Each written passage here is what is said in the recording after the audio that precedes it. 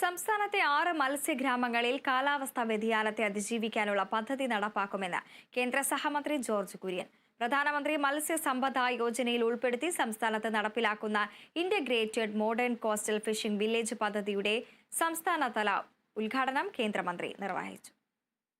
നിങ്ങൾക്കറിയാമോ, ഇന്ത്യയിൽ ഏറ്റവും കൂടുതൽ ഫിഷിംഗ് ഹാർബർ ഉള്ളത് കേരളത്തിലാണ്. ഈ മീൻ പിടിക്കാൻ വേണ്ടി കടലിൽ പോയി കഴിഞ്ഞാൽ ഒരു ബന്ധവുമില്ല. ഈ നമ്മുടെ മൊബൈലിന്റെ റേഞ്ച് കഴിഞ്ഞാൽ പിന്നെ ബന്ധപ്പെടാൻ സാധിക്കില്ല. അതുകൊണ്ട് ഫിഷറീസ് മിനിസ്ട്രിയും കേന്ദ്രത്തിലെ ISROയുമായിട്ട് നമ്മൾ എഗ്രിമെന്റ് ഉണ്ടാക്കിയിട്ടുണ്ട്. സാറ്റലൈറ്റിൽ നിന്ന് നമ്മുടെ മീൻപിടുത്തക്കാർക്ക് വിവരങ്ങൾ കിട്ടും. സാറ്റലൈറ്റിൽ നിന്നാണ്.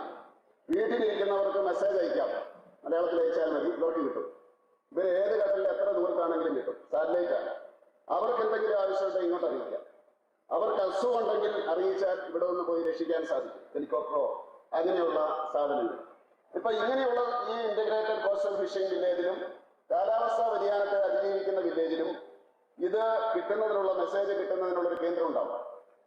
ഈ മീൻപിടുത്തക്കാർക്ക് ട്രെയിനിങ് കൊടുക്കുന്നതിനുള്ള സംവിധാനം ഉണ്ടാവും.